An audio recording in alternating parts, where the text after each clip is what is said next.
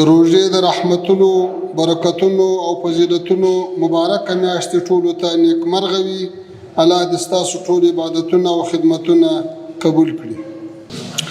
سږ کال روژه داسې مهال مانځو چې زموږ د سیمې په بېلابېلو برخو کې د ناامنیو او نویو کړکېچونو اورونه بل شوي دي. د ایران په اسلامي جمهوریت د امریکا او اسرائیلو بریدونه سیمه‌ییز او نړیوال امنیت او ثبات ته جدي ګواښونه پیش کړي. دغه بریدونه او د سیمې نورو هیوادونو ته لکه سعودي عربستان، قطر دولت، متحده عربي اماراتو، عمان سلطنت، ترکیه جمهوریت، بحرین مملکت او آذربایجان جمهوریت ته د بریدونو غځېدلو موږ په ژوره توګه خواشیني کړي یو. سیمې ته د کړکېچ غځول او پراخول د هیڅ لوري په ګټه نه دي. موږ په واضح ډول د هیوادونو د ملي حاکمیت، ځمکنۍ بشپړتیا او ملي حریم نقص غندو. د افغانستان اسلامي امارت د بهرنیو چارو وزارت هیله لري چې په سملاسي ډول پوځي اقدامات ودرېږي او اختلافات د ډیپلوماسي او مذاکرې له لارې حل کړل شي. درنو حاضرینو، زموږ هیواد او خلک له تیرو شاوخوا 2 اونیو راهیسې د پاکستانی پوځ له ظالمانه او نه توجیه کېدونکو بریدونو سره مخ دي. په داسې حال کې چې د منځګړو په هڅو د اوربند فضا رامنځته شوې وه، له بده مرغه پاکستاني لوري اوربند مات کړ او خپل پوځي بریدونه یې پیل کړل. موږ د روان کال د فروری په 22مه د پاکستاني پوځ لخوا داسې مهال له تجاوز سره مخ شو چې زموږ مرکچي ټیم د سعودي عربستان له منځګړي ټیم سره د دوه اړخیز توافق پر متن په مذاکره بوخت وو.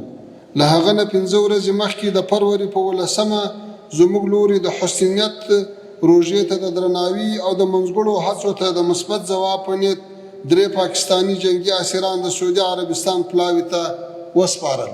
خو په جواب کې د فروری په 22مه پاکستانی ځواکونو زموږ د هیواد په ختیځو او جنوب ختیځو ولایتونو کې د جټ او ډرون الوتکو پر مټ بمباري وکړې. په دغو پیښو کې پاکستانی پوځ 2 ملکي هدفونه د یوې مدرسې په ګډون بمبار کړل چې په نتیجه کې 15 تنه د ښځو او ماشومانو په ګډون شهیدان شول.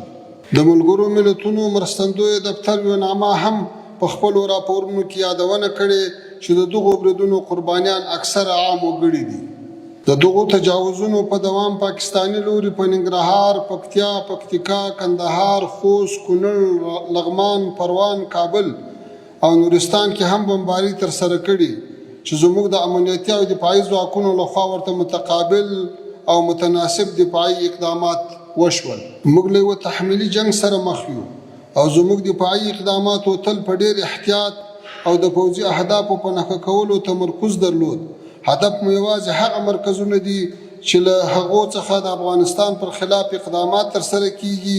زموږ اقدامات د مقابل لوري د تیري په جواب کې دي. پاکستانی لوري د خپلو بریدونو د توجیه لپاره د TTP موضوع یادوي، خو دا باید څرګنده شي چې دا موضوع نوې نه ده. د TTP ستونزه له کلونو راهیسې په پاکستان کې موجوده ده چې خپل عوامل او زمینه لري او دا د افغانستان اسلامي امارت له راتګ سره نه ده رامنځته شوې. پاکستانی جنرالان د دې پر ځای چې د خپلو داخلي ستونزو د حل لپاره هڅه وکړي، د ټولې سیمې امنیت یې له ګواښ سره مخ کړی دی. تاسې به اورېدلي وي چې د پاکستان پوځي دستګاه د هارد سټیټ خبره کوي. دوی د خپلو داخلي مشکلاتو د حل لپاره د سیاسي لارې پر ځای نظامي لاره انتخاب کړې ده. حکیم پوځي رژیم د خپلو سیاسیونو، علماو او ټول ولس سره په جګړه دی.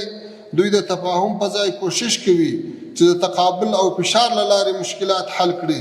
خو تیرو لسیزو دا ثابته کړې چې فشار او د ځواک بې اساسه استفاده د مشکلاتو د حل پر ځای د مقاومت څپه لا ډېره قوي کوي.